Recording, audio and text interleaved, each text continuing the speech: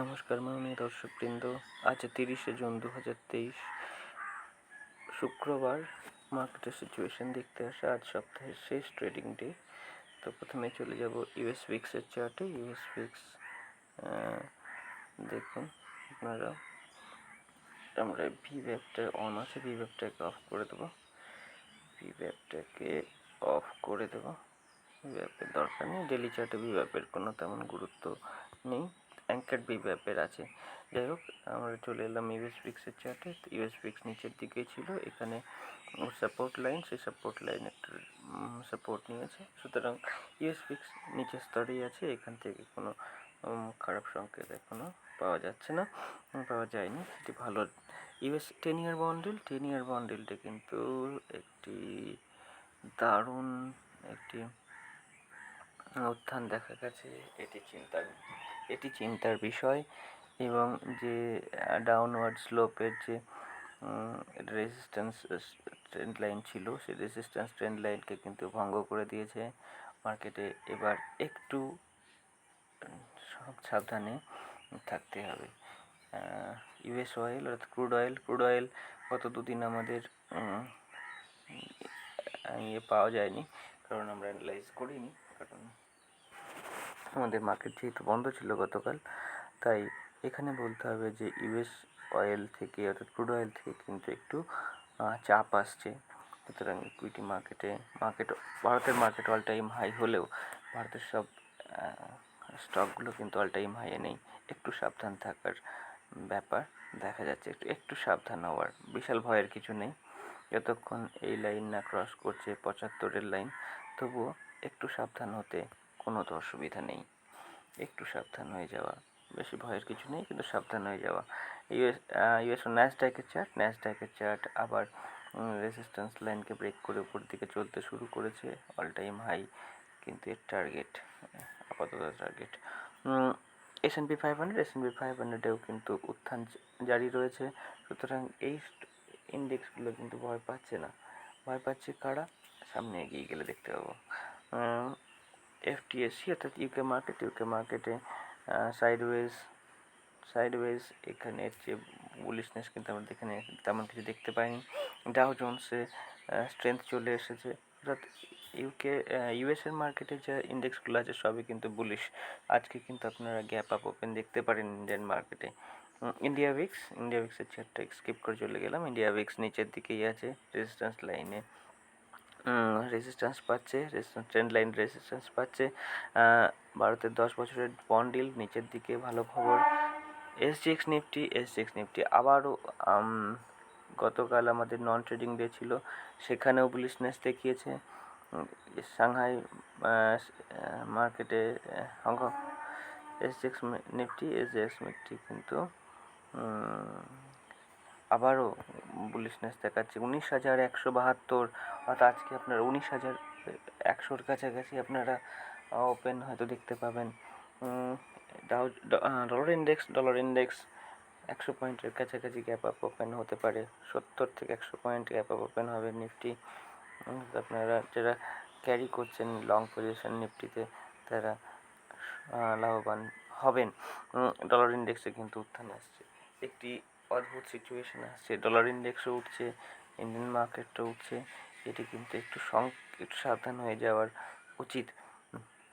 আমাদের ডলার ইন্ডেক্সে কিন্তু আবার স্ট্রেংথ আসছে, 102.9, 103-এর কাছাকাছি চলে গেছে। এখানে যদি রেজিস্ট্যান্স পেশ না করে 104-এ, তাহলে কিন্তু 105-এর দিকে আবারও দৌড়াবে। ইউএসডি আইএনআরে উত্থান, অর্থাৎ এই যে সাপোর্ট লাইন আছে না, সাপোর্ট লাইন বরাবর সাপোর্ট পাচ্ছে সুন্দরভাবে। দেখুন কপি বুক স্টাইলে ইউএসডি আইএনআর চলছে। ইউরো ইউএসডিতে উইকনেস দেখবেন, কারণ ডলার ইন্ডেক্সে উত্থান দেখেছেন। বল্টিক ড্রাই ইন্ডেক্স হয়ে গেছে সাইডওয়েজ। সে যে বুলিশনেস নিয়ে ও ট্রেড করছিল, সেই বুলিশনেস কিন্তু এখন আর নেই, এখন ট্রেড করছে 1100-র কাছাকাছি। এরপরে বিটকয়েনের চার্টে যাবো। বিটকয়েন সাইডওয়েজ হয়ে গেছে, pole and flag pattern create করছে। যতক্ষণ না উপরের দিকে ব্রেকআউট যে ততক্ষণ বুলিশ নয়, আর এই দুটি লাইনের মাঝখানে যতক্ষণ থাকবে, ততক্ষণ মার্কেট সাইডওয়েজ। এরপরে ইথেরিয়ামে সম্ভবত উইকনেসই দেখতে পাবো। হ্যাঁ, ইথেরিয়ামে পোলেন ফ্ল্যাগ প্যাটার্ন করেছে, যতক্ষণ এর ব্রেকআউট হচ্ছে ততক্ষণ আমরা পুনরায় বুলিশ হব না। গোল্ডের চার্ট আপডেট হয়নি। গোল্ডের চার্টে কিন্তু নিরন্তর নিচের দিকে আসা জারি রয়েছে। এই লাইনে আমরা হয়তো একটু সাপোর্ট দেখতে পাবো, এই লাইনে কাছাকাছি এসে। সুতরাং এই লাইনটি হলো 1855 কাছাকাছি। গোল্ড যেহেতু এখন বেয়ারিশ রয়েছে, আপনারা আস্তে আস্তে অ্যাকুমুলেট শুরু করতে পারেন।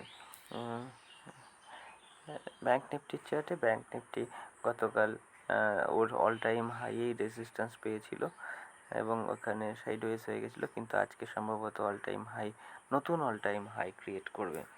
ফিন নিফটি মারাত্মক বুলিশ। ফিন নিফটির কথা আগেও আলোচনা করেছি। ফিন নিফটি মারাত্মক বুলিশ।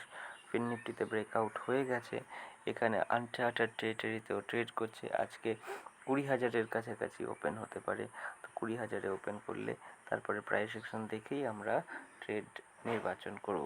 এরপরে শেষমেশ নিফটির চার্টে যদি যাই, নিফটি তো বুলিশ আপনাদের আগেই বলেছি। এই যে ছিল ওর ব্রেকআউট লেভেল, ব্রেকআউট হয়ে গেছে 18,874-এর উপরে। 20,000 এর দিকে ও দৌড়াবে। এবার 19,100-এর কাছাকাছি আজকে গ্যাপ আপ ওপেন হয়ে যদি সাস্টেন করে, তাহলে তো মার্কেটের বুলিশনেস নিয়ে কোনো প্রশ্নই করা যাবে না। বহুদিন ধরে মার্কেট বুলিশ। এবার এই বুলিশ মার্কেটের সময় অনেকেই অল টাইম হাইয়ে ট্রেড ক্লোজ করে দিয়েছেন। তাদেরকে নতুন করে এন্টার করতে হলে মার্কেটকে উপরেই যেতে হবে। এরপরে ইন্টারডে চার্টে যদি যাই, ইন্টারডে চার্টে এইখানে আমরা একটি বাই ট্রেড ইনিশিয়েট করার কথা আলোচনা করেছিলাম গতদিন। তো সেটি সুন্দরভাবে ট্রেড করছে উপরের দিকে। আজকে 19,100-এর কাছাকাছি বা 19,050-এর কাছাকাছি যদি মার্কেট ওপেন হয়, অনেকটাই গ্যাপ আপ ওপেন হবে। সেক্ষেত্রে মার্কেটের শুরুতেই ওপেন হওয়ার শুরুতেই কিন্তু মার্কেট একটি রেড ক্যান্ডেল, একটি বা দুটি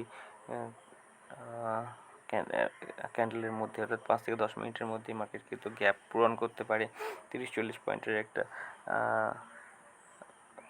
এই যে গ্যাপের যে ক্লোজ করার ব্যাপার থাকবে এবং তারপরে মার্কেট আবার হয়তো বুলিশ হয়ে যাবে। কিন্তু মার্কেট যদি অনেকটা গ্যাপ আপ হয়, তাহলে প্রাইস অ্যাকশন তৈরি হতে দেবেন। দৌড়ে ঝাঁপিয়ে মার্কেটে ঠোকা ঠিক হবে না এন্ট্রি নেওয়া। ফিন নিফটির ক্ষেত্রেও তো একই। ফিন নিফটিকে আমরা এখানে একটি ট্রেড ইনিশিয়েট করার কথা চিন্তা করেছিলাম। তো মার্কেট আজকে হয়তো 20,000-এর কাছাকাছি মার্কেট ওপেন করবে। তারপরে প্রাইস অ্যাকশন দেখেই আমরা এই সব এলাকা থেকে মার্কেটে এন্ট্রি নেওয়ার চেষ্টা করব 19,938-এর কাছাকাছি। আর ব্যাঙ্ক নিফটির চার্টে একবার শেষমেশ গিয়ে দেখব।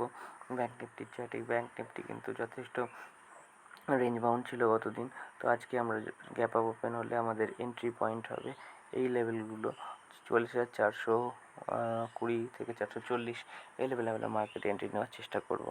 তো আজকের মতো এই পর্যন্তই। আপনারা সাবধানে ট্রেড করুন। দেখা হচ্ছে লাইভ মার্কেটে সকালবেলায়। এরপরে আপনারা ভিডিওটি লাইক এবং চ্যানেলটি সাবস্ক্রাইব করে সঙ্গে থাকুন। ডিসক্রিপশন বক্সে দেওয়া থাকবে ডিম্যাট অ্যাকাউন্ট খোলার লিঙ্ক। ধন্যবাদ।